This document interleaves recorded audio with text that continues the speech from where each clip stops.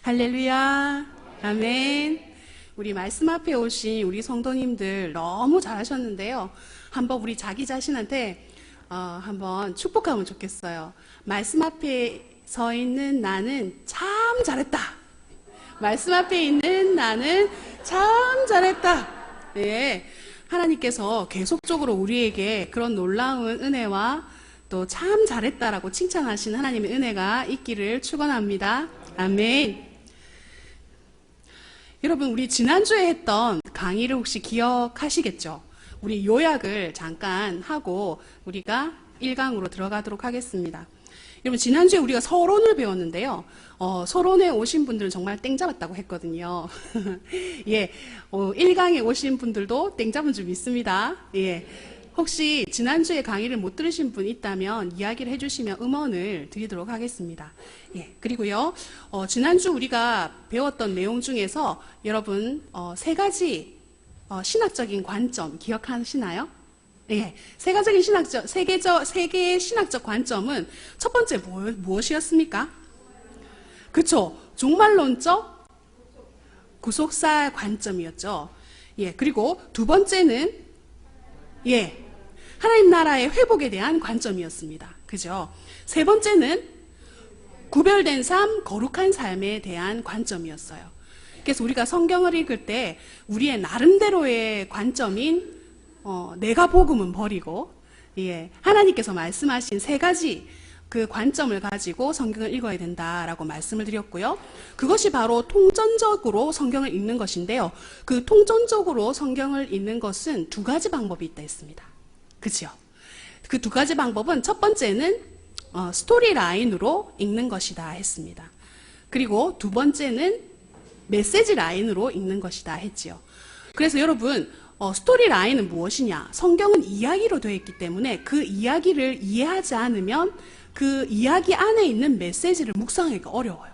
그래서 공부는 메시지 이전에 스토리 라인을 공부하고요. 그리고 메시지 라인은 묵상을 해야 되는 것이죠. 그래서 이 통큰 동독의 저자인 주회용 목사님이 그렇게 이렇게 간략하게 한 문장으로 요약을 했습니다.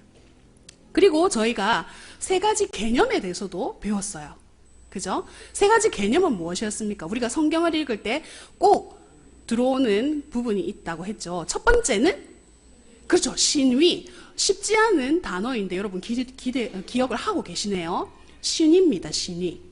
그런데 이 신위는 신본주의보다 더 포괄적인 개념이라고 했습니다. 여러분, 신본주의는 잘 아시잖아요. 하나님 중심으로 사는 부분들을 신본주의라고 하는데 그것보다 더 포괄적인 것이 신위라고 했습니다. 그죠?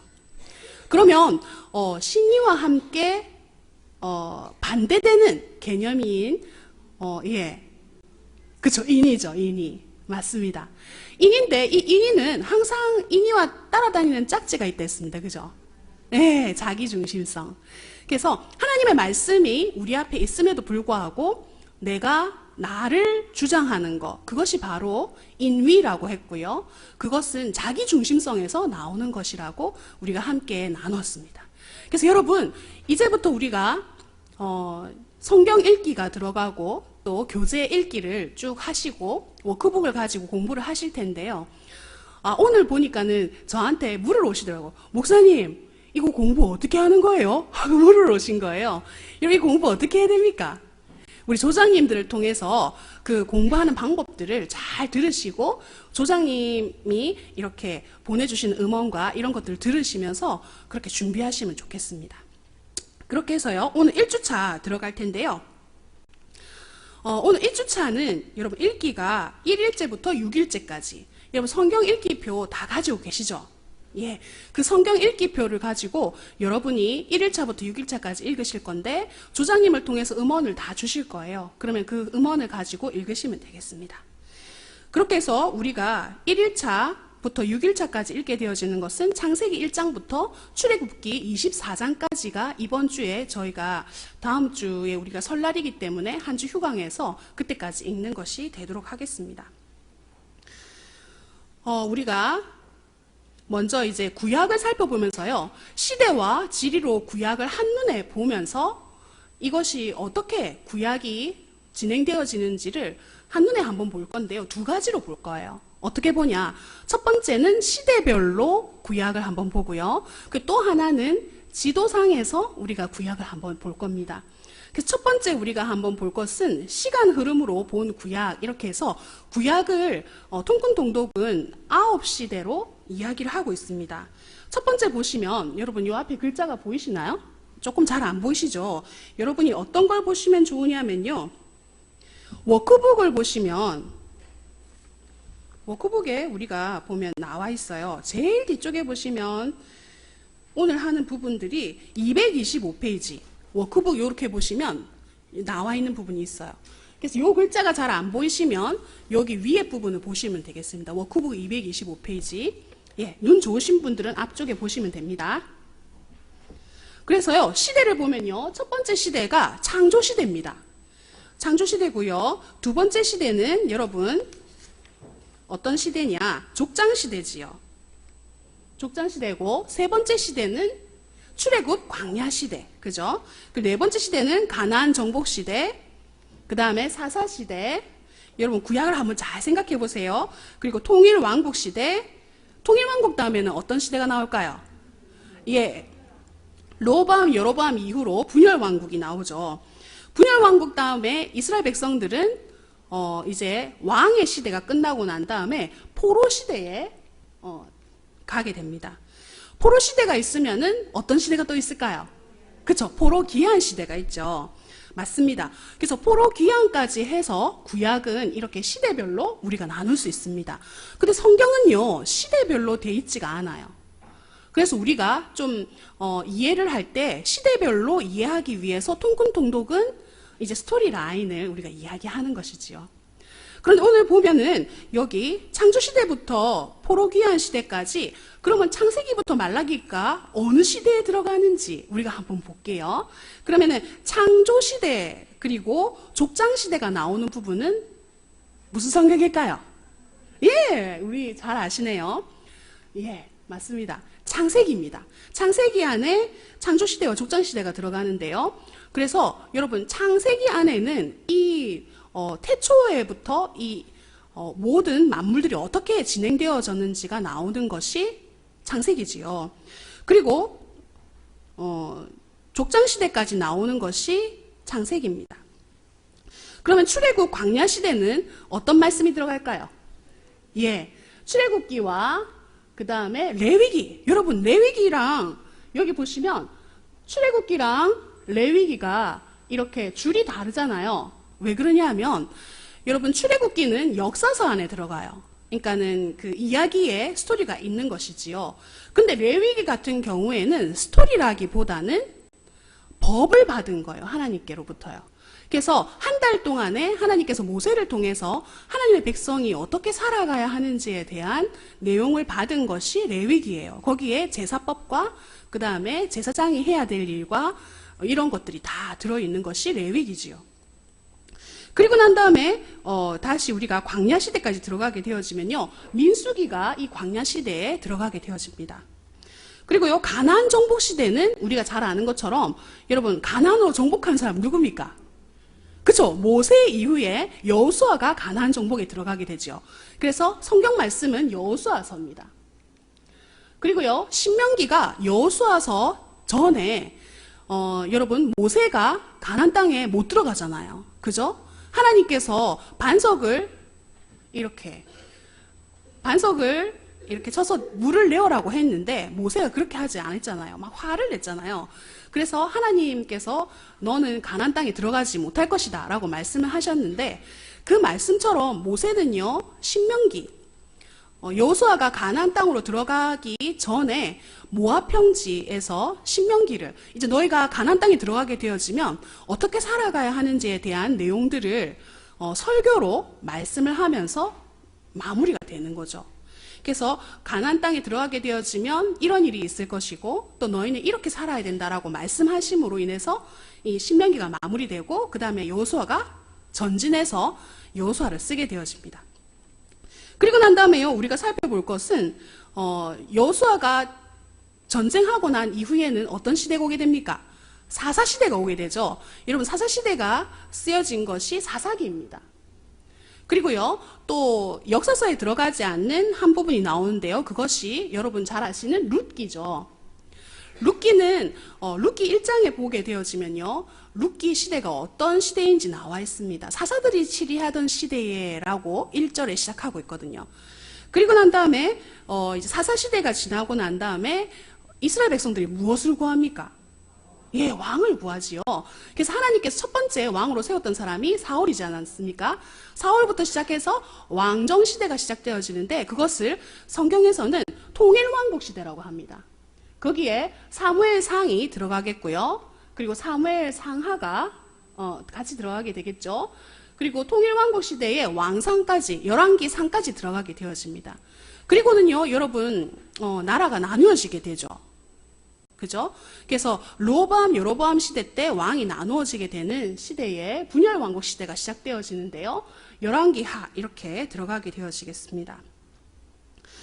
왕정 시대가 끝나고 난 다음에 포로 시대로 끌려가는데요. 이 왕을 기록한 그 말씀은 열왕기 상하뿐만 아니라 뭐도 있습니까? 역대상하도 있죠. 근데 역대상하는 이렇게 역사서에 들어가지 않는데 왜 그렇게 분류하느냐? 역대상하는요, 포로 이후에 쓰여진 것이라고 봅니다. 그래서 똑같은 말씀이지만 시대가 다르죠. 그래서 이렇게 역대상하로 나눠지고요. 그리고 포로 시대 때는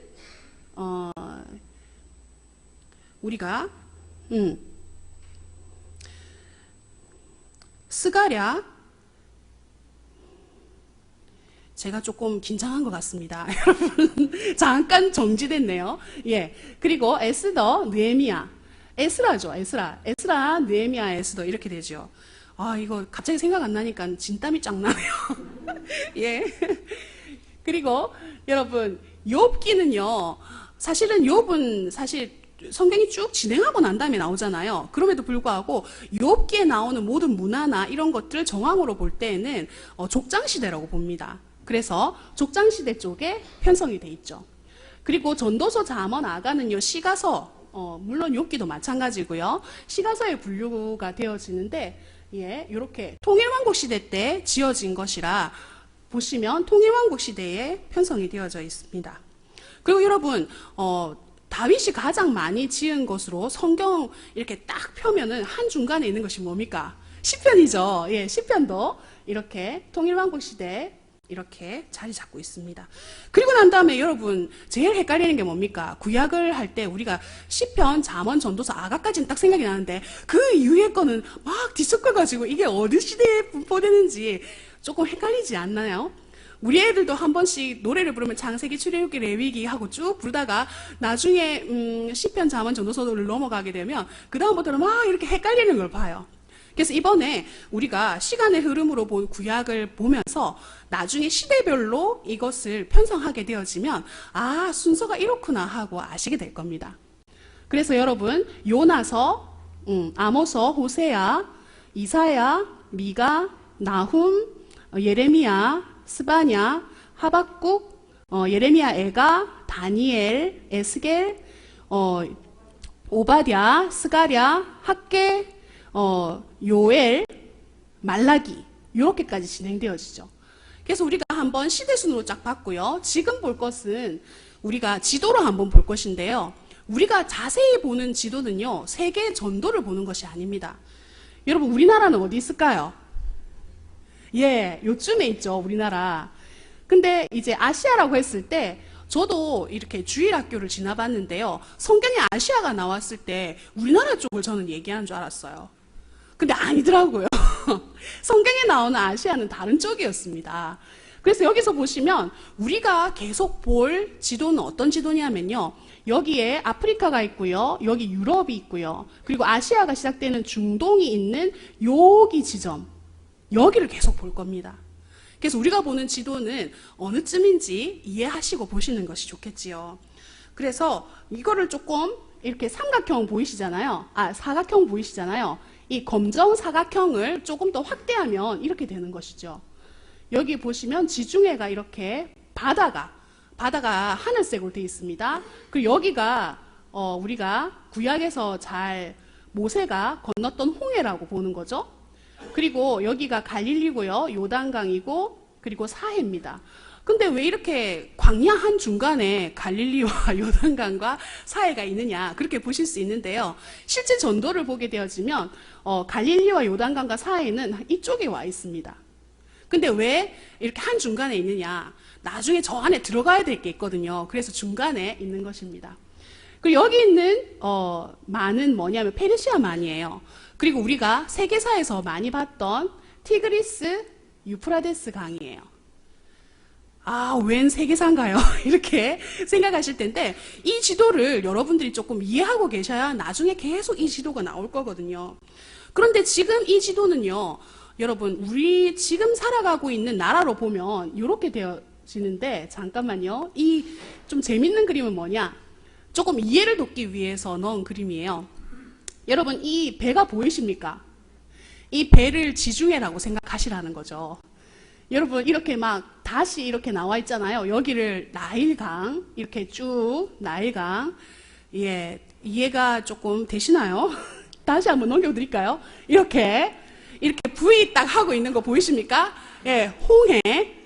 그죠? 이 홍해입니다, 홍해. 그리고 풍선 같은 게 뭐겠습니까? 갈릴리겠죠? 이 갈릴리에 이렇게 줄이 쫙 나와 있는 건 요단강. 그리고 벙어리 장갑은 사해. 왜 벙어리 장갑이냐? 여기 보시면 벙어리 장갑처럼 생겼다고 이렇게 해서 이렇게 예. 그리고 여기 바퀴벌레가 한 마리 있습니다. 뭘까요? 예, 여기 지금 페르시아만이고요. 티그리스 유프라데스강. 그래서 여러분이 이걸 좀 연상해서 기억하시라고 넣어놨습니다. 그래서 이것을 여러분이 안 보고 그리실 수가 있으면 더 좋아요. 그런데 야, 그걸 어떻게 그리지? 예, 자꾸 보면 됩니다. 그래서 이것을 한번 기억하면서, 그래, 이스라엘 나라 근처에는 배가 하나 있어. 그 배에서 줄이 나왔지. 그게 이집트 나일강이죠. 그리고 벙어리 장갑이 나오기 전에요, 이렇게 V가 있지. 그 V는 뭡니까? 홍해야. 그리고 고무풍선에 줄이 내려와서 이렇게 벙어리 장갑이 이렇게 하고 있는 것이 갈릴리, 요단강, 사해지. 그죠? 그리고 바퀴벌레 한 마리가 있는데 그거는 페르시아만이야. 그리고 더듬이가 2개가 나와 있는데 티그리스 유프라데스 강이야. 요렇게만 아셔도 요 지도가 잘 이해가 되는 것이죠. 그래서 다시 한번 보면 이렇게 진행이 되어집니다. 그리고 여기에 현재 나라들의 이름은 이렇습니다. 여러분, 아까 우리 이거 홍해 보이시죠? V, 홍해. 여기가 홍해입니다. 아까 V. 그리고 아까 그 배가 보이셨죠? 이 배의 바다의 이름은 지중해입니다. 지중해고요. 여기에서 이렇게 나와 있는 거 있잖아요. 이렇게 줄이 있었잖아요. 그게 이집트의 나일강. 그리고 여러분, 아까 봤던 것처럼 고무풍선이 여기 이렇게 조그맣게 있어요.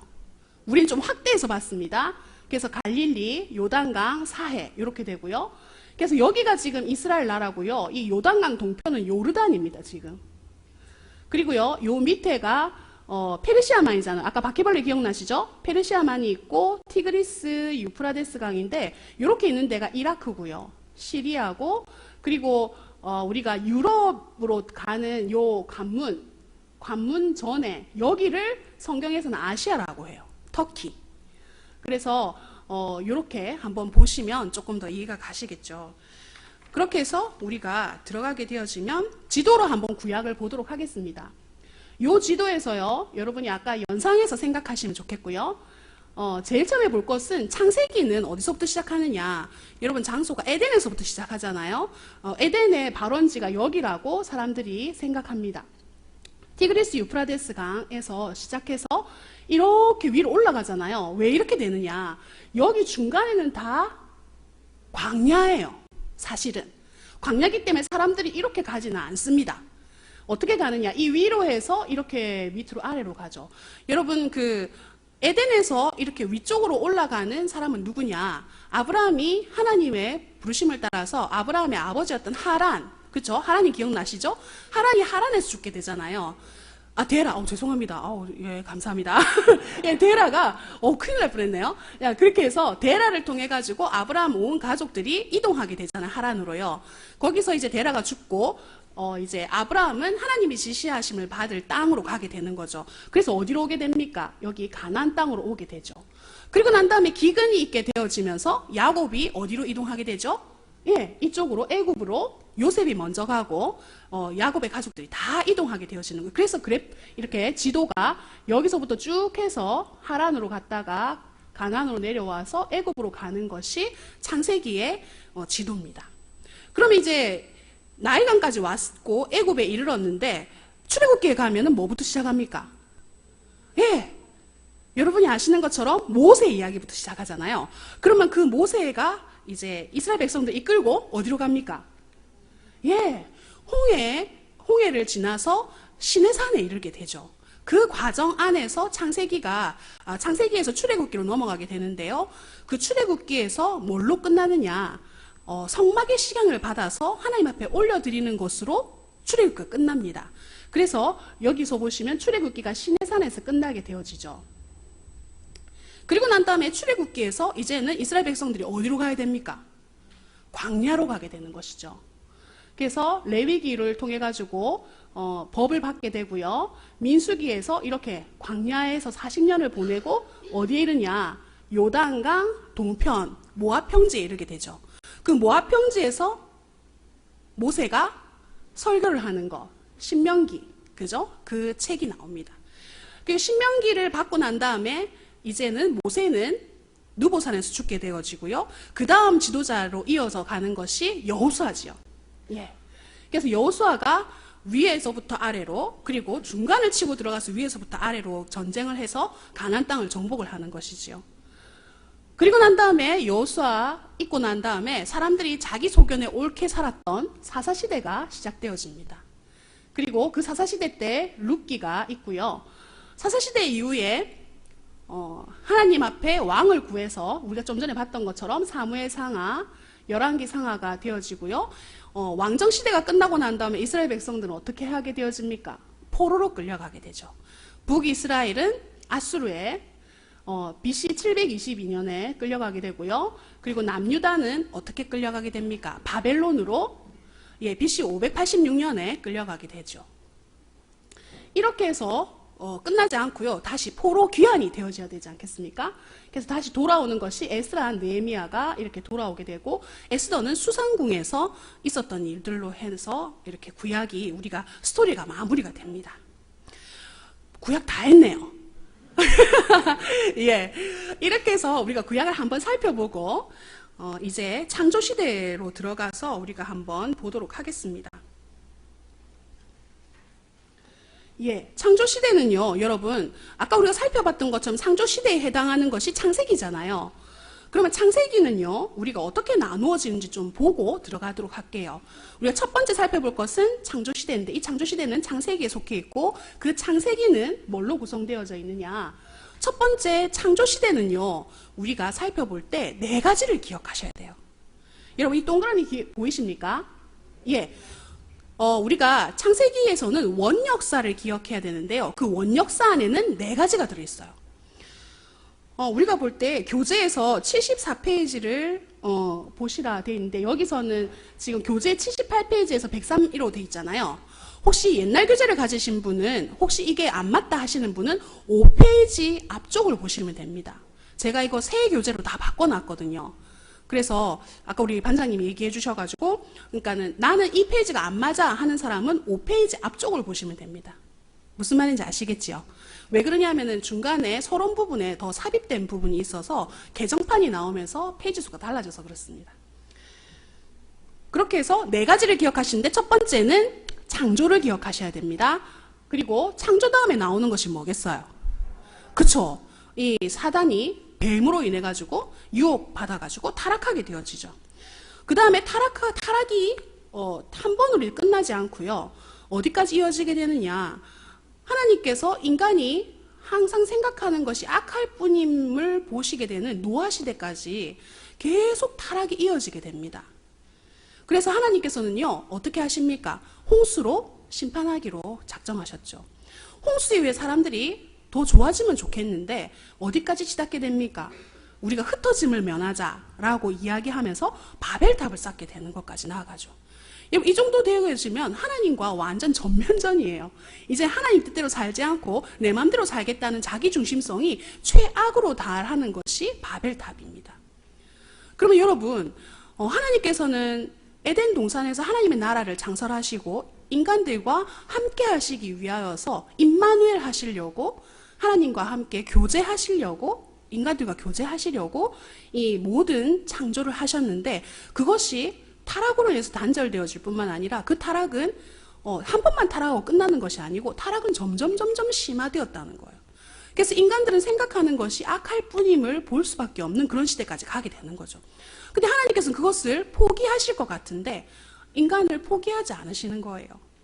그래서 하나님께서 선택하신 것은 하나님 나라의 회복을 선택하시는데요. 그 선택이 어떤 방법이냐? 한 사람을 선택하시는 것으로 시작되어집니다. 그 사람이 누구겠습니까? 아브라함이죠.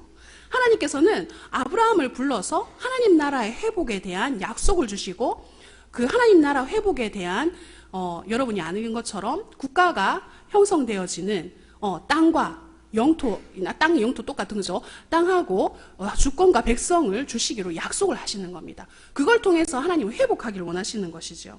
그래서 족장의 역사가 시작되어지는데요. 이 족장의 역사는 4대 주요 인물이 있습니다. 첫 번째 선택하신 분이 아브라함이시잖아요. 그럼 아브라함의 아들인 이삭, 그 아들인 야곱, 또 그 아들인 요셉, 이렇게 해서 4명을 기억하시면 창세기가 한눈에 확 들어옵니다. 그래서 여러분, 이 창조시대에서 우리가 보는 것은 4가지 역사, 창조, 타락, 홍수, 바벨탑, 그리고 창세기 안에서 2가지를 봐야 되는데 금방 봤던 원역사 안에서는 이 4가지를 봐야 되고요. 그리고 족장시대에 들어와서는 4명의 주요 인물을 봐야 된다는 거예요. 이해되셨습니까? 예, 아유, 너무 잘 따라오십니다. 그래서 사실은 이걸 서로 복습도 하고 막 이렇게 해야 되는데 우리는 달려갈 길이 멉니다. 그래서 빨리 가야 되겠죠. 그래서 여러분, 이 4명을 기억하실 때 하나님은 타락으로 점철되어 가는 인간의 역사를 그냥 두시지 않고 아브라함을 선택하심으로 말미암아서 하나님의 나라를 회복하시기 위한 계획을 세우신다는 거죠. 그것이 나와 있는 것이 그 나라 다시 세우기 위한 하나님의 구원 계획은 4사람으로부터 시작된다는 겁니다. 근데 여러분, 참 하나님은 너무 놀라우신 것 같아요. 왜냐하면 사실은 여러분, 하나님같이 능력이 있으신 분이 왜 한 사람을 선택했을까요? 뭐 그냥 완전 다 갈아보시면 되잖아요. 그죠? 하나님께서 다 이렇게 하실 수 있는데 그렇게 하지 않으시고 하나님은 약속을 꼭 지키세요. 여러분, 왜냐하면 노아를 통해서 하나님이 약속하셨잖아요. 내가 다시는 인간으로 인해서 모든 피조물들을 멸하지 않겠다라고 약속하셨잖아요. 진짜로 그렇게 하시는 거죠. 그리고 그 이후에 하나님의 나라를 회복하기 위하여서 하나님은 정말 정예 부대를 쫙 하셔도 되는데 정말 우리가 볼 때는 볼품없어 보이는 이스라엘을, 그것도 노예 생활하고 있는 이스라엘을 선택하셔서 하나님의 나라를 건설하기로 계획을 세우시는 거예요. 그것도 첫 한 사람 아브라함을 선택하셔서 하나님이 어떤 나라를 만드실 것인지에 대한 계획을 세우셨다는 거예요. 그렇다면 여러분, 우리가 여기서 묵상을 하나 해야 돼요. 어떤 묵상? 하나님은 아브라함을 선택하셔서 하나님의 나라를 세울 계획을 세우셨다면 하나님은 우리 교회를 위해서 교회를 선택하셔서 또 나를 선택하셔서 우리 가정에 그리고 우리 교회에 어떤 일들을 하실까? 하나님은 아브라함 한 사람을 통해서 하나님의 나라를 회복시킬 그런 계획을 가지고 계셨다면 오늘 성경 읽기로 결심하고 결단하여서 여기 나온 나를 통하여서는 하나님이 어떤 일을 일으키실까 기대하시기 바랍니다. 여러분, 우리는 그냥 여기 앉아 있는 것이 아니에요.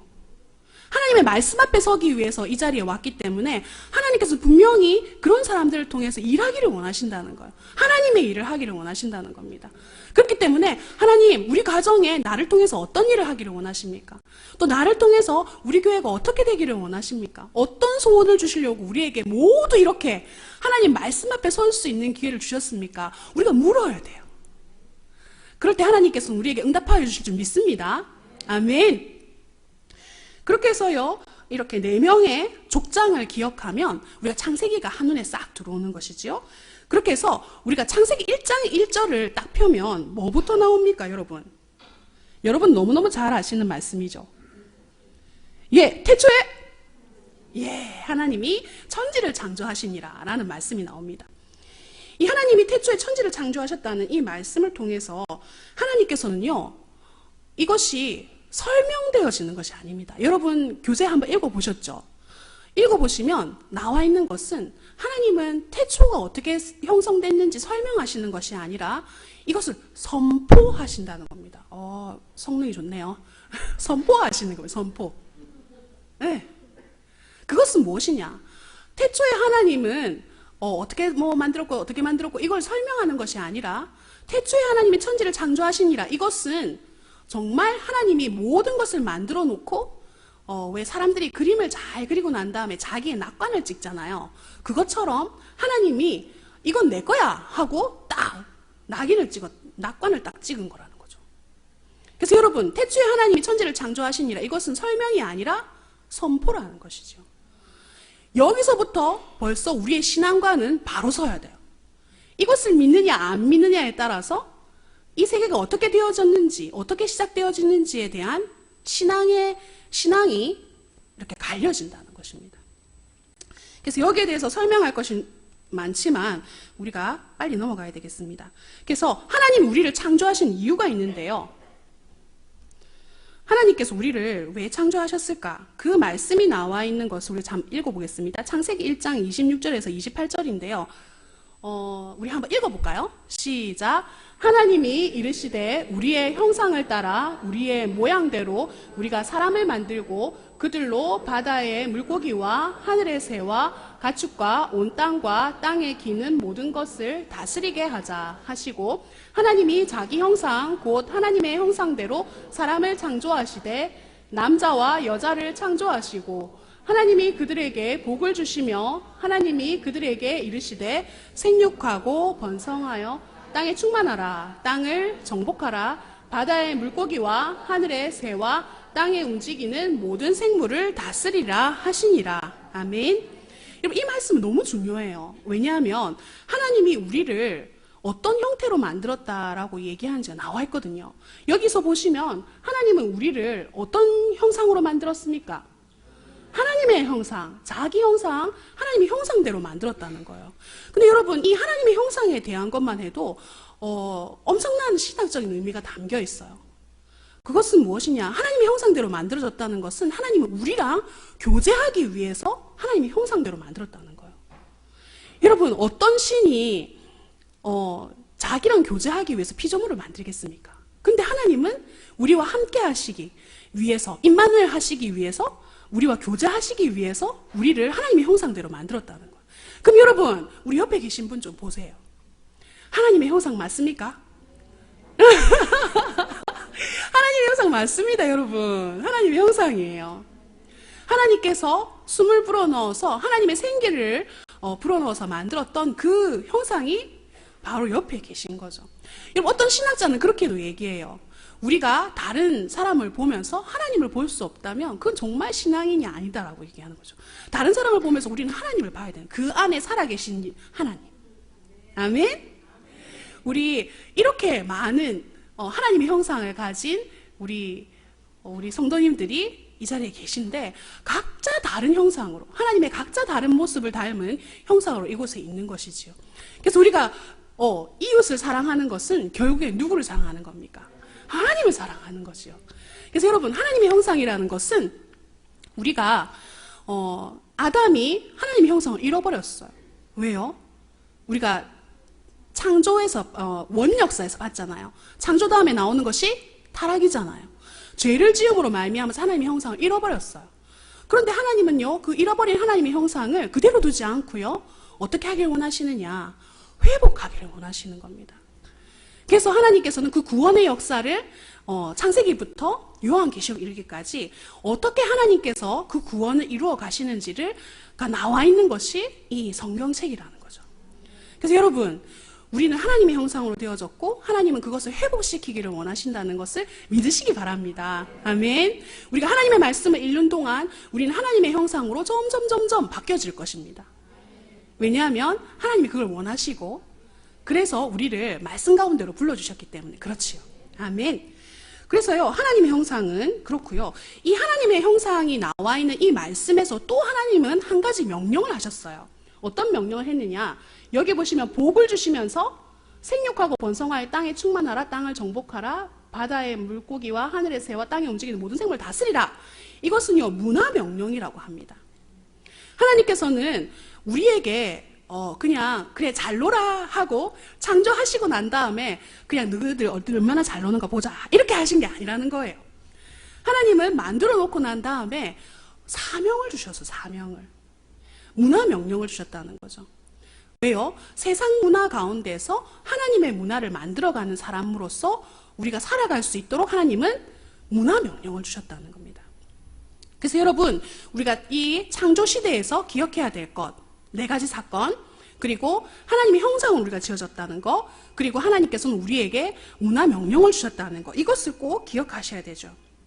그 가운데 여러분, 우리가 이제 창조했는데 너무 시간이 많이 가서 갑자기 긴장되네요. 근데 중요한 것은 그래도 할 건 다 해야 되겠죠? 우리가 타락을 봅시다. 타락. 여러분, 타락의 결과를 봐야 돼요. 타락은 어떻게 하게 되는지 여러분 아시잖아요.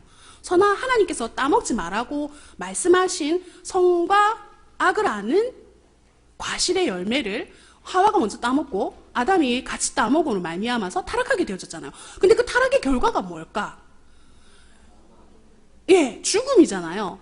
근데 뭐가 어떻게 죽었다는 것인지 우리가 조금 명확하게 알아야 될 필요가 있습니다. 첫 번째, 먼저 죽은 것은 뭘까요? 영이에요, 영. 하나님과 교제하던 우리의 영이 죽었다는 거예요.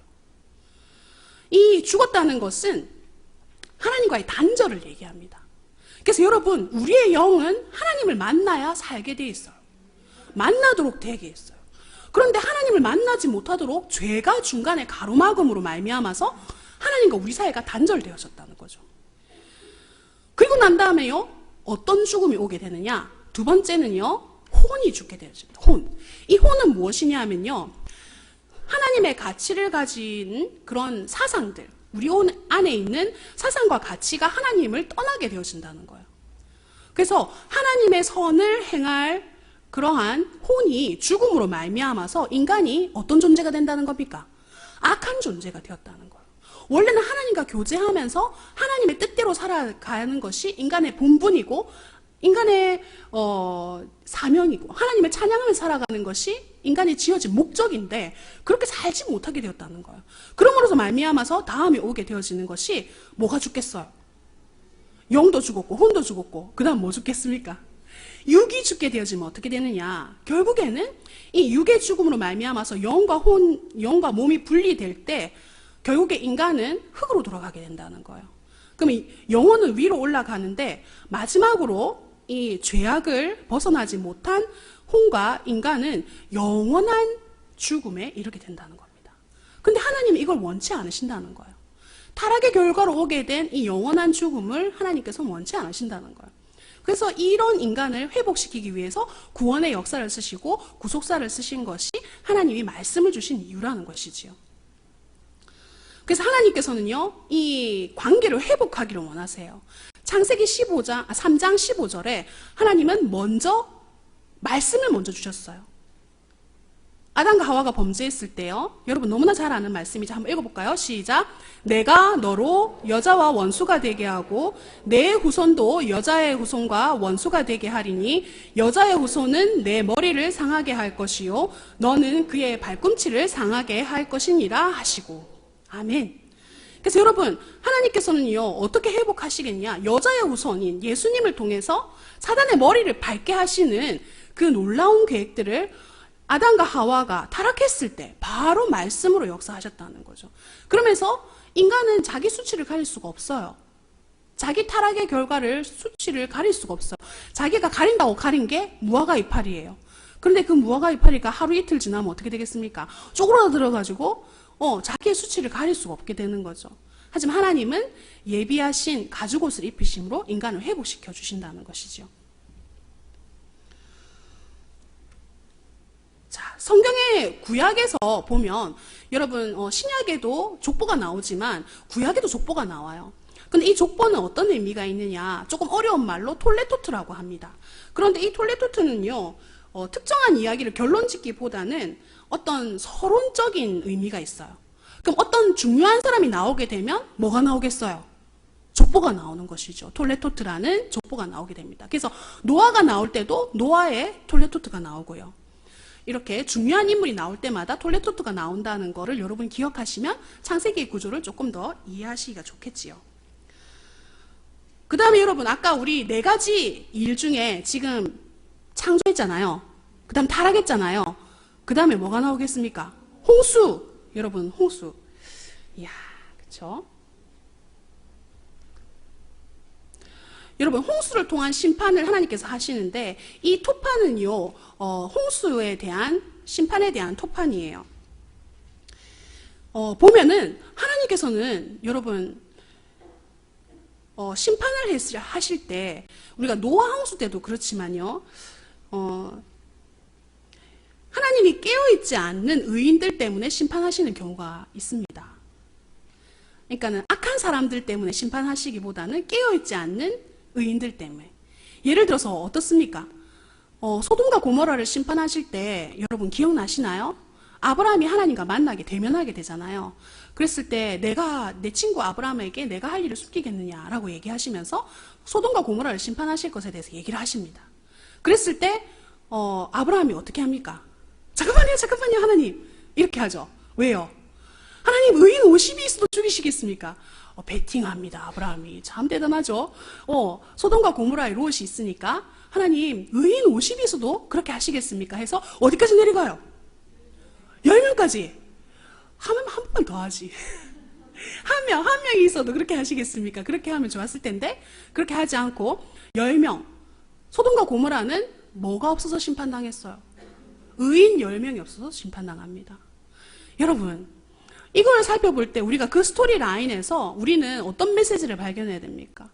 나는 하나님이 찾으시는 의인인가? 내가 여기 있음으로 인해서 이곳이 밝아지고 있는가? 그리고 내가 의인의 역할을 하고 있는가? 하나님이 나를 의인이라고 세실 수 있는 사람인가? 우리가 살펴야 되는 것이지요. 그래서 하나님께서 아이고야 내가 해운대를 심판하려고 해도 여기 해운대 교회에 있는 의인들 때문에 내가 심판을 못하겠네 이렇게 하시면 얼마나 좋을까요? 아멘.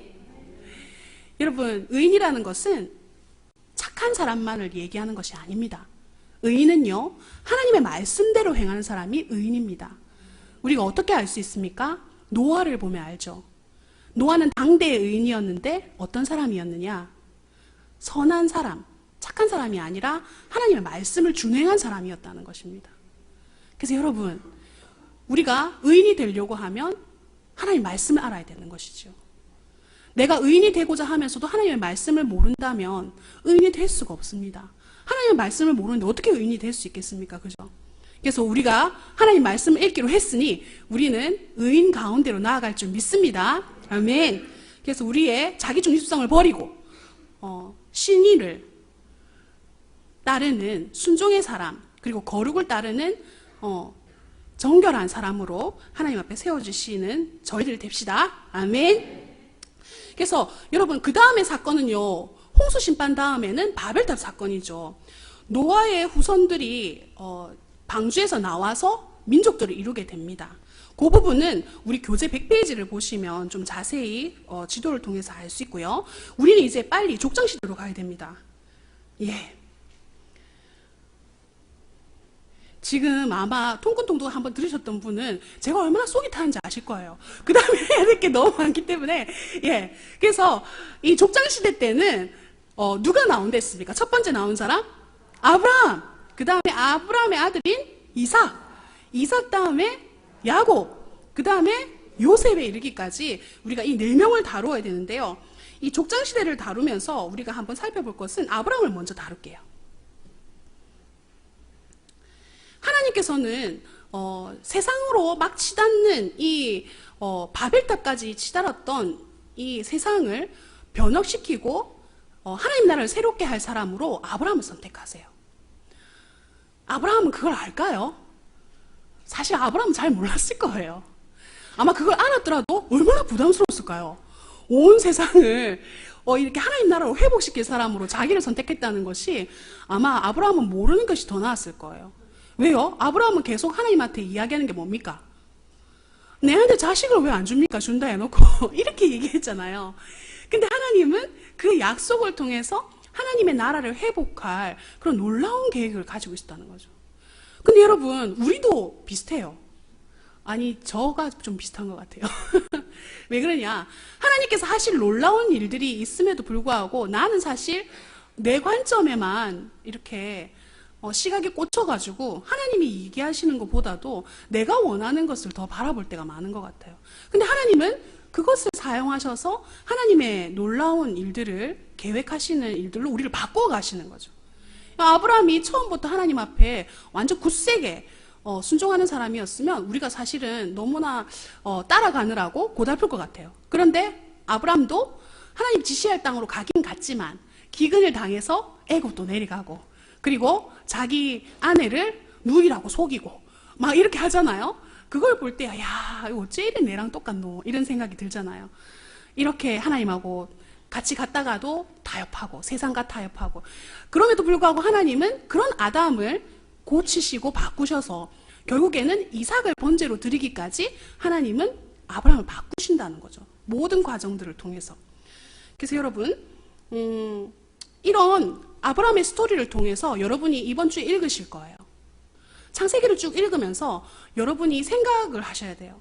스토리 라인이 아브라함이 하나님께서 이렇게 우르에서 부르시고 이렇게 쭉 가게 되어지고, 그 다음에 하나님 앞에 제단을 쌓고 막 이렇게 하면서 또 애굽으로 내려가고, 이런 모든 과정들을 통해서 하나님은 나에게 떠나라 하는 곳이 어딘가, 그리고 하나님 나에게 가라고 하는 곳이 어딘가, 그리고 나에게 이제는 좀 단절하고 나 앞에서 완전하라고 하시는 그 하나님의 음성이 들리시기 바랍니다.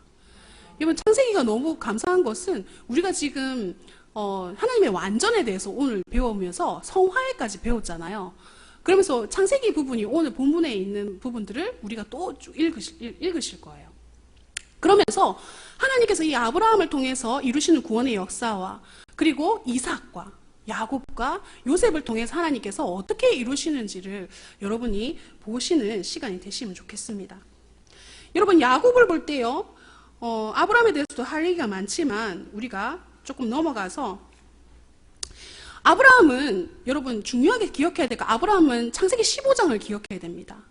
왜요? 창세기 15장에 어떤 내용이 나와요? 하나님의 언약이 나오는데 조인식이 나와요. 그것은 이제 신학적인 용어로 횃불 언약이라고 얘기합니다.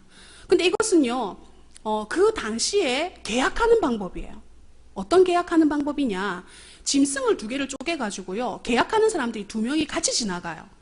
그것이 계약하는 방법입니다. 왜? 우리가 약속을 안 지키면 이 짐승처럼 나눠지겠습니다 하는 뜻이에요. 그런데 하나님께서 아브라함을 눈을 감으라 하고 숨기시고 난 다음에 그 하나님의 형상으로, 하나님을 대표하는 것으로 보이는 횃불이 그 쪼갠 고기 사이로 지나가는 거예요. 그럼 여러분, 이것은 무엇을 얘기하는 것이냐? 하나님이 아브라함한테 이 약속을 지키지 않으면 이렇게 쪼개지겠다는 얘기예요. 그러면 여러분, 하나님은 사실 말씀 한마디만 하셔도 다 이루어지는 것인데 하나님은 왜 이렇게까지 아브라함에게 자기를 알려주신 그 이유는 내가 진짜 반드시 이루겠다는 거죠. 너한테 약속한 것을 내가 정말 반드시 이루어줄 것이기 때문에 내가 이렇게 쪼개진 고개 사이로 내가 지나가겠다는, 하나님이 이루시겠다는 거죠. 여러분, 여러분의 인생 가운데 하나님께서 역사하신 부분들이 너무너무 많으실 거예요. 그래서 이제는 내가 어떻게 살아가야 할까 이런 고민을 하고 계시다면, 아브라함에게 하나님 나타나셔서 쪼갠 고기 사이로 지나가신 그 하나님께서는 동일하게 우리에게도 역사하시는 하나님이신 줄 믿습니다. 그래서 여러분, 하나님이 여러분에게 약속하신 구원과 또 여러분을 통해서 하실 그 계획들이 하나님이 이루실 것임을 여러분이 믿고 나아가는 그런 시간이 되시면 좋겠습니다. 그래서 하나님이 아브라함에게 나타나서 그렇게 약속하신 것처럼 하나님 내 인생에 나타나셔서 사람들은 내가 별 볼 일 없다고 생각하지만 하나님이 나를 들어 쓰시면 제가 하나님께 사용되어지는 그런 사람이 되게 해주십시오. 그런 소망을 가지시는 시간이 되시면 좋겠습니다. 아멘. 그래서요, 아브라함에서 그렇게 기억하시고요.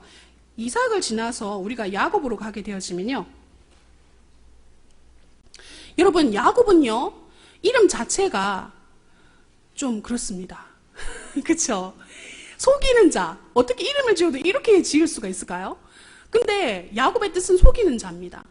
그런데 정말 이름처럼 속여요. 그죠? 여러분, 태어날 땐 좀 그렇지 않지만, 여러분, 누구의 발꿈치를 잡고 나왔어요? 그죠? 에서의 발꿈치를 잡고 나왔잖아요? 그리고 유년 시절을 그렇게 보내고 난 다음에, 팥죽 한 그릇으로, 그죠? 장자의 명분을 가로채죠. 여러분, 에서가 정말, 연약한 사람이었던 것 같아요. 에서는 왜 연약하냐? 배고픔을 참지 못하는 사람이었던 것 같아요. 그래서 가끔 나도 배고픔 때문에 뭘 팔지는 않을까? 이런 생각을 하게 되는데, 여러분, 에서는요 정말 배고파서 참지 못해서 팥죽 한 그릇에 자기 장자의 명분을 팔죠. 에서는 배고픔도 못 참았을 뿐만 아니라 장자의 명분이 얼마나 중요한지도 귀하게 여기지 않았다는 거죠. 우리는요 정말 바꾸지 말아야 할 것을 바꾸는 사람이 되면 안 됩니다. 하나님께 꼭 붙들어야 될 것, 그것을 정말 하찮은 것으로 바꾸면 안 되는 것이지요. 그래서 여러분, 우리가 말씀을 읽기로 선택한 것은 정말 다른 것과 안 바뀌기로 한 걸 잘한 것입니다. 여러분, 이 오후 시간에 너무너무 잠이 오는데도 여러분 막 엄지발가락을 꽉 이렇게 하시면서 그리고 막 손을 막 이렇게 하시면서 이 자리에 있는 것 자체가 하나님의 복인 줄 믿습니다. 아멘. 여러분이 이 시간을 하나님 말씀 읽겠다고 나온 그것 자체를 하나님께서 귀하게 받으실 줄 믿습니다. 그래서 여러분, 이 말씀을 우리가 끝까지 붙들고 가야 되겠지요. 그래서 여러분, 한번 결심하실 때 하나님, 제가 16주 동안 개근하겠습니다, 이렇게 결심하시면 좋겠습니다. 아멘. 예. 그래서 우리가 이 야곱은요 어떻게 바뀌어지느냐? 형도 속이고, 그리고 거기에 함께 동조했던 엄마도 있잖아요. 그래서 결국에는 삼촌 집으로 피하잖아요. 거기서 4명의 그 여자들과 함께 예, 자녀들을 아주 많이 낳아서 다시 돌아오게 되죠. 근데 하나님께서 야곱을 어떻게 다루시냐면요, 처음에는 그 삼촌 집에 갈 때는 하나님이 함께 하시면 이라고 하는 단서를 붙이는 사람이었어요. 그런데요, 그가 돌아와서 하나님과 씨름하는 사람이 되죠. 하나님, 나에게 복을 주시지 않으면 제가 갈 수가 없습니다. 왜요? 에서 형이 나를 당장 죽일 것 같거든요. 근데 결국에는 하나님을 붙들고 결국엔 놓지 않아서 환도뼈가 부러졌음에도 불구하고 하나님이 저어주시죠. 하나님이 저어주시는 사람이 됐어요. 그런 야곱이요, 나중에는 말년에 어떻게 바뀌어지느냐? 애굽으로 내려갔을 때는 자기보다 더 높은 지위에 있는 바로를 축복해주는 사람이 됩니다. 여러분, 애굽에 내려갔을 때 야곱이 바로를 만나서 했던 것이 축복했어요. 바로를. 왕을 어떻게 축복했을까요? 그런 담대함이. 그러나 야곱을 하나님께서 다루시니까 그렇게 바뀌어졌다는 거죠. 그래서 그 야곱을 바꾸신 하나님은 우리도 바꿔주시는 줄 믿습니다. 그래서 야곱은 결국에는 내가 험악한 세월을 살았다라는 고백과 함께 하나님이 자기를 어떻게 다루시는지에 대한 내용들을 우리가 창세기를 통해서 읽을 수 있죠. 그리고 여러분, 요셉으로 갑시다. 요셉은요, 창세기 39장에 보면, 여러분이 나중에 창세기 39장을 읽으실 때 여호와께서 함께 하심으로 라는 말이 4번이나 나와요. 한 장에. 이때 하나님이 함께 하셨다는 것은 언제냐? 채색 옷 입고 아버지한테 이렇게 막 사랑받을 때, 그때가 아닙니다. 요셉이 하나님께서 함께 하심으로 라는 단어가 나오는 그때는 형들한테 팔려서 내려갔을 때, 그리고 억울하게 누명을 쓰고, 여러분 오늘 우리가 본문에서 오늘 말씀 들었잖아요. 보리발의 아내가 정말 유혹하다가 옷을 벗고 도망가기까지 했는데 그것 때문에 누명을 써서 감옥에 갈 때까지 그 상태에서 여호와께서 함께 하심으로라는 말씀이 나온다는 거죠. 여러분, 정말 요셉이 당한 것처럼 이렇게 어려운 가운데 있다고, 내가 정말 인생을 이렇게 헛되게 살지 않았는데 내가 어떻게 이렇게 어려워질 수가 있을까라는 생각을 하실 수 있는 분도 계실 거라고 생각해요. 그렇다면 하나님께서 함께 하시는 인생 되시기 바랍니다. 요셉에게 하나님께서 함께 하신 하나님은 우리와도 함께 하시는 분이신 줄 믿습니다. 그러하기에 하나님, 내 형편은 정말 감옥에 끌려가는 것처럼, 누명을 쓰고 들어가는 것처럼, 나를 돌보는 사람이 아무도 없는 것처럼 살아가는 삶이라 할지라도 하나님이 함께 하시기 때문에 소망이 있는 그런 삶을 살게 하여 주시옵소서. 구하실 때 하나님 응답하여 주실 줄 믿습니다. 그래서요, 그런 요셉은요, 형들이 왔을 때 형들을 원망하거나 형들에게 복수하기로 결심하는 사람이 아니라 오히려 하나님의 계획하심을 깨닫고 형들을 위로하는 자가 되어지는 것이지요. 그래서 여러분, 창세기 50장에 보면 형들에게 얘기하죠. 두려워 마소서, 내가 하나님을 대신하리이까? 하나님께서 하시는 일들을 내가 대신하리이까? 라고 요셉이 이야기하는 것이지요. 당신들은 나를 해하려고 했지만 하나님은 그것을 선으로 바꾸사 오늘과 같이 많은 백성을 구원하게 하시려고 나를 예비하셨습니다 라고 고백하는 자리에까지 이르게 되었다는 거죠. 여러분, 내가 정말 당할 수 없는 일을 당했습니까? 그 일 가운데 하나님의 계획이 있을 줄 믿습니다. 그 일을 통해서 우리는 하나님을 간증하게 될 줄 믿습니다. 하나님의 살아계심을 드러내는 사람이 될 줄 믿습니다. 여러분, PPT는 보여주고 계속 제가 말만 하고 있네요.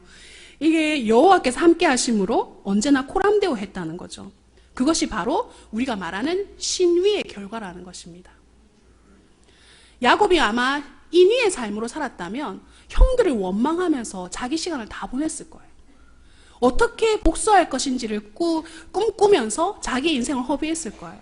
하지만 요셉이 원망하지 않고 하나님의 계획을 발견하고 의미를 발견했을 때 요셉은 더 이상 인위의 삶이 아니라 신위의 삶을 살게 되고 자기 중심성에서 벗어나서 하나님의 뜻을 따르는 순종의 삶을 살게 될 수 있었다는 것이지요. 그래서 우리가 하나님의 말씀을 읽을 때 하나님, 내가 이제는 인위의 삶, 내 중심성에서 벗어나서 다른 사람을 원망하는 삶에서 이제는 하나님의 뜻을 쫓아감으로 말미암아서 다른 사람을 축복해주고 용서해주는 사람으로 서게 하여 주시옵소서. 그렇게 나갑시다. 아멘. 끝날 것 같죠? 더 남았어요. 그래도 우리는 가야 될 길을 가야 되겠죠. 창세기가 끝나고 난 다음에 여러분, 네 사람 했는데 왜 안 끝나지 싶죠? 그래도 우리가 출애굽 광야 시대로 가야 됩니다. 우리가 빨리 벗어나야 되겠죠? 출애굽 광야 시대. 여러분, 출애굽 광야 시대는 우리가 지금 창조 시대를 했어요. 정말 번갯불에 콩 구워 먹듯이 우리가 창조 시대를 끝냈고요. 이 출애굽 광야 시대를 들어가는데 전체를 다 할 수는 없고요. 우리가 살펴볼 것은 아까 지도는 살펴봤으니까요. 출애굽기에 제일 처음에 나오시는 분이 누구라고 했나요? 혹시 기억나시나요? 출애굽기 제일 처음에 딱 나오는 사람은 모세가 나오죠. 여러분, 하나님 참 신기합니다. 사람을 딱 선택하시면서 하나님이 역사를 이루시는 거죠. 모세의 아버지는 모세의 준수함을 보고 어떻게 했어요? 얘는 정말 특별한 사람이구나 하고 숨겼죠. 더 숨길 수 없어서 어떻게 했습니까? 이 갈대 상자에 넣어서 흘려보냈죠. 그랬을 때 바로의 딸이 건져 올리지 않습니까? 그것을 통해서 하나님께서는 이스라엘 백성들을 구원하고자 하는 계획을 모세를 통해서 시작하시는 것이지요. 그래서 여러분, 출애굽기는 우리가 어떻게 볼 수 있느냐? 죄송합니다.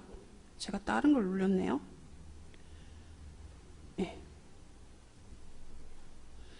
자, 여기 보시면 출애굽기는요, 하나님이 이끌어 가시는 역사, 하나님께서 함께 하시는 그런 과정으로서의 세 가지 부분으로 볼 수 있어요. 첫 번째는 하나님께서는요, 애굽에서 이스라엘 백성들을 구원하시는데요. 그냥 구원하지 않습니다. 애굽의 모든 신들을 벌하죠. 열재앙을 통해 가지고요. 벌하시죠. 그리고 하나님의 권능이 어떠한 것인지, 하나님의 살아계심이 어떠한 것인지를 보여주십니다. 그리고 두 번째는 어떻게 나눠지느냐? 법을 주세요. 누구한테 법을 주시냐? 이스라엘 백성들에게 법을 주시죠. 근데 그 법은 하나님이 백성이 되는 법이 아닙니다. 그 법은 하나님이 백성으로서 살아가야 하는 법이죠. 이미 하나님의 백성이 되었어요. 이스라엘 백성들은. 그런데 그 백성된 자들이 어떻게 살아가야 하는지에 대한 계명을 주신 것이 법이지요. 그래서 세 번째는요, 출애굽기가 성막을 주시는 하나님으로 마무리가 되어집니다.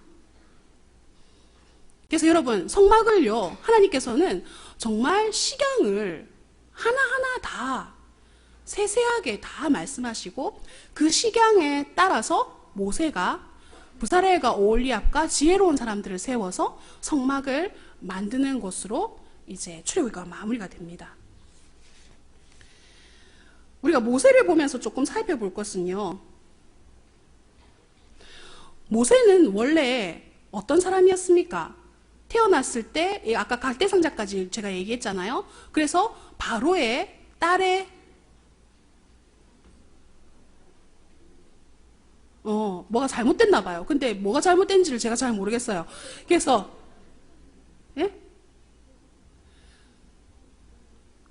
그래서 계속 갈게요. 제가 틀린 부분은 다음 주에 정정하겠습니다. 자, 그래서 왕의 모세, 그러니까는 왕이었다는 거예요. 그죠? 왕의 대권을 이어받을 사람으로 크게 되었다는 거죠. 40년은 그렇게 컸습니다. 그 다음에 어떤 모세로 컸나요? 목자 모세로 크게 됩니다. 이것을 우리는 처음에는 정말 우리가 볼 때 뭐든지 할 수 있는 사람이었을 것 같아요. 근데 목자 모세가 됐을 때는 너무 많은 것들을 버렸죠. 그리고요, 선지자 모세가 되었을 때는 정말 아무도 알아주지 않을 때 하나님께서 불꽃 가운데서 모세를 불렀어요. 그죠? 그러니까 떨기나무 가운데서 부르셨잖아요. 그래서 우리가 살펴볼 때, 여러분, 오늘 이상하게 같은 주제를 계속 얘기하게 되네요. somebody, nobody, 그리고 none 이렇게 얘기하면서 우리가 이야기할 수 있는 것은, 우리의 인생이 정말 잘 나갈 때가 있었지 않아요? 그런데 지금 내가 잘 나가지 않는다고 해서 여러분 인생이 끝난 것이 아닙니다. 왜냐하면 하나님은 어떤 모세를 쓰셨다는 거예요. 잘 나가는 모세를 쓰시지 않고 아무것도 아니라고 할 때, 나는 아무것도 아니라고 고백하는 그 시간에 하나님 나는 말도 할 줄 모릅니다 할 때 하나님은 그 모세를 들어서 사용하셨다는 거죠. 그렇다면 여러분, 내 상황이 하나님 나는 정말 아무것도 아니네요 라는 고백을 하게 된다면 그때가 바로 하나님이 쓰실 때인 줄 믿으시기 바랍니다. 그래서 하나님께서 그 모세를 들어서 내가 아무것도 아니라고 할 때, 내가 아무것도 못한다고 할 때 그때 들어서 하나님의 도구로 사용하셨지요. 그 놀라우신 하나님이 우리 하나님이신 줄 믿습니다. 아멘. 여러분, 우리가 출애굽기에서 또 살펴봐야 될 것은 시내산 언약입니다.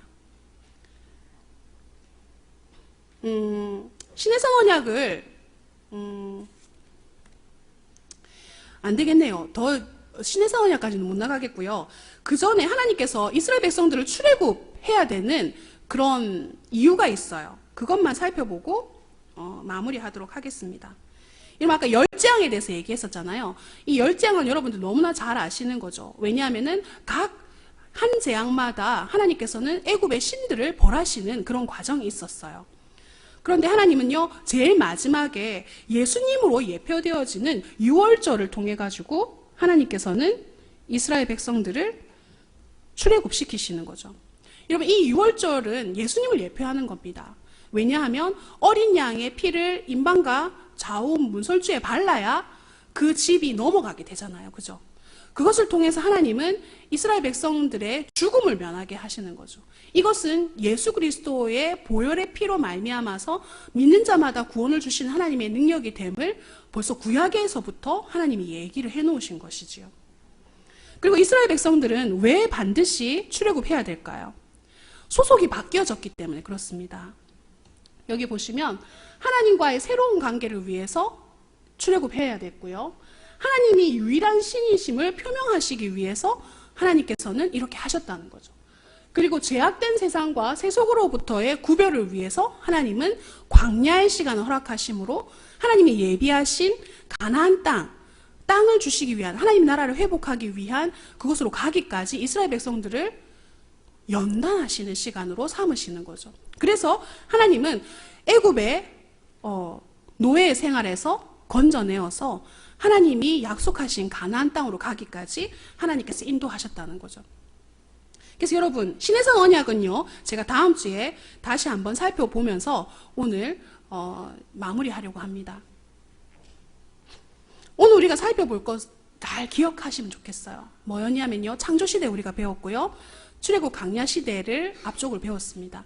창조시대 때 하나님께서 얘기해 주신 창조타락, 홍수 바벨탑, 그리고 4명의 족장들을 통해서 하나님께서는 구원의 하나님의 나라를 이루고자 하는 것을 시작하셨다고 했어요.